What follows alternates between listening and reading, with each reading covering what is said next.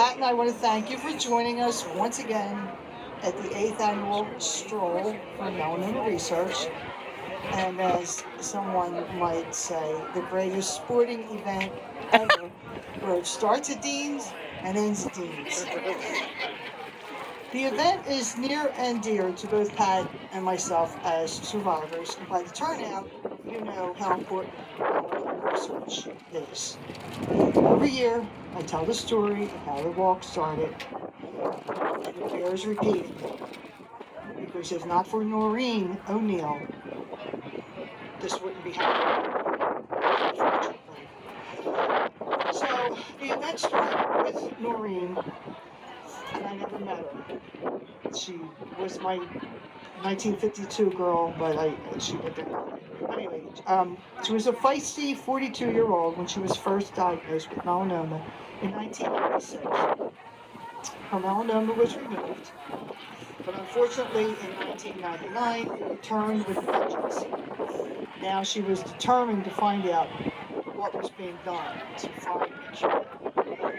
Her determination took her to the steps of the Wistar Institute, where Noreen met the lead researcher, Dr. Mehan Herlin, who is here today.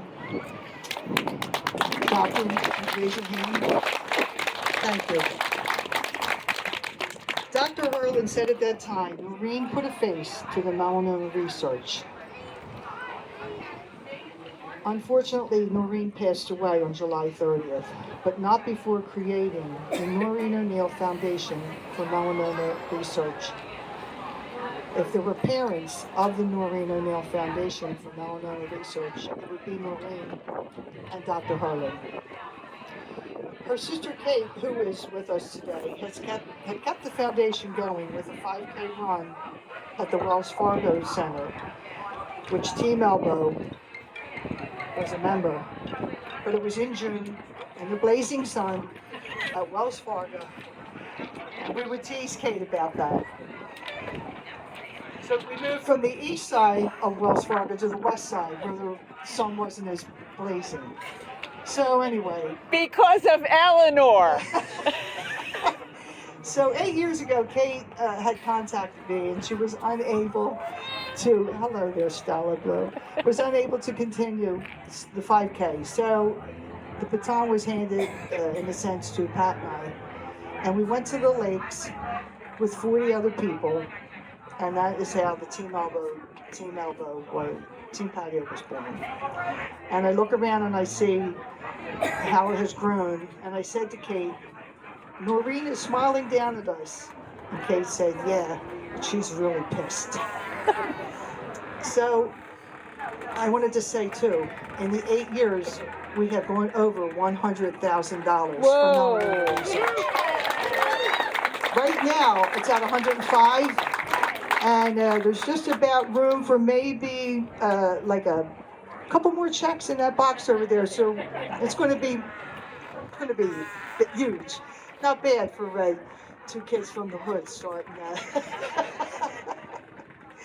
So, on a somber note, I want to read the names of those who have passed away from melanoma.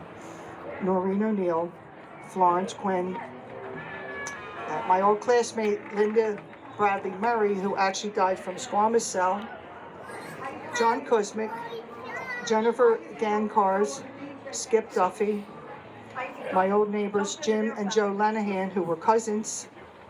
Melanoma is hereditary.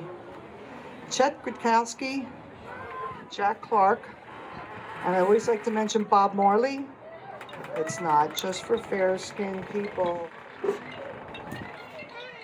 Bobby Dolan, Jimmy Flanagan, Patrick McKinney, Steve McLean, George Remillard, and Jimmy Buffett, who passed away from Merkel cell, which is another form of skin cancer.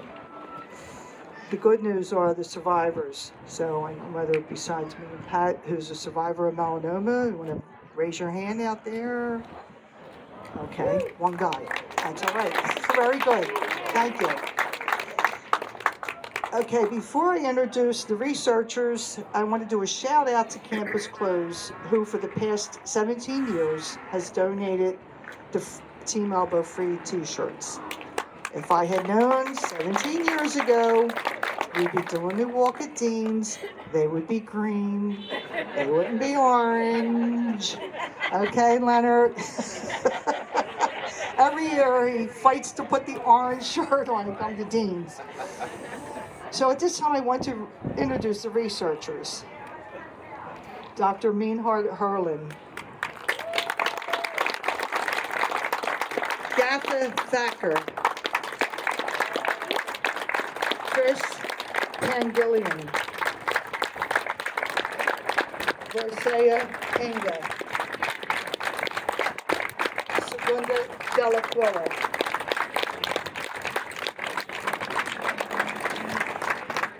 Also with us today is the development team from Worcester.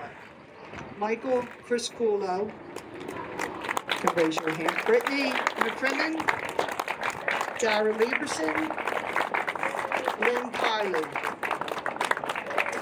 Now before we walk, Dr. Meanhard would like to say a few words.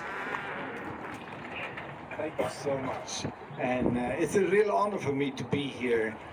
I started at Wistar way before you were born in 1976.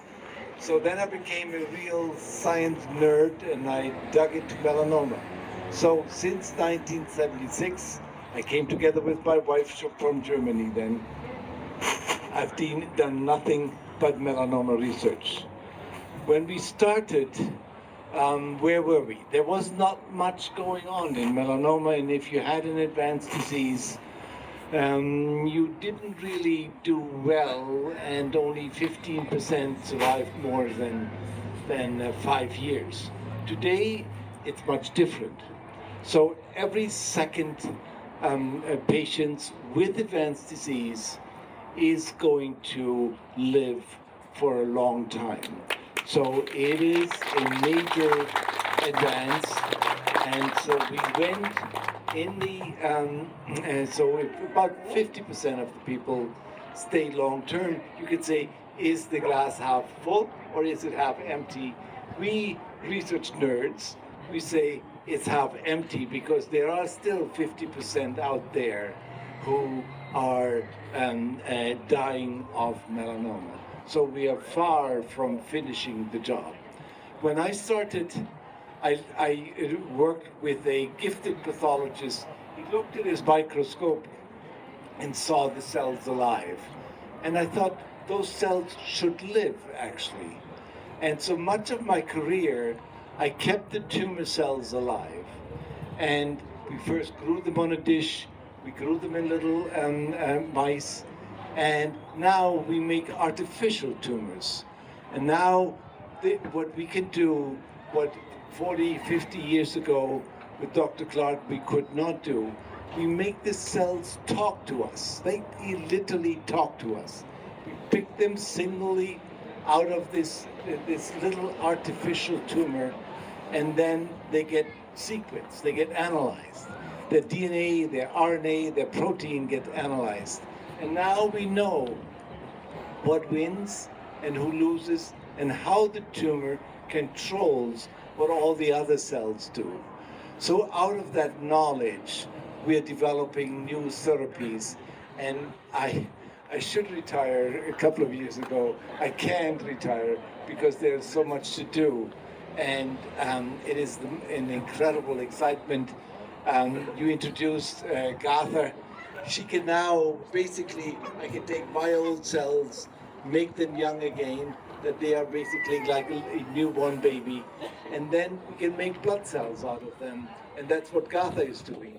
And now these blood cells, these artificial blood cells, fight the tumor, and we can direct it. So we can take anyone. We can make your cells live forever. But we can't put them all together in the right way, and we don't want to.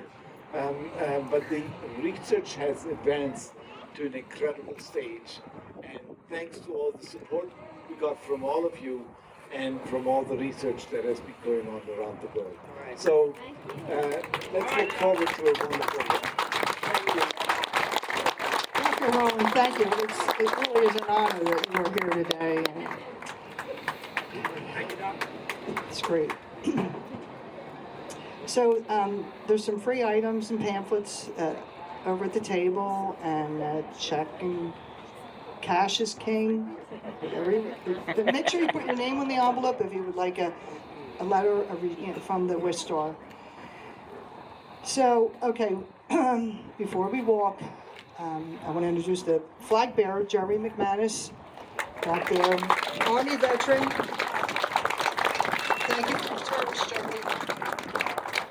And at this time, we will sing the national anthem, and then we will walk.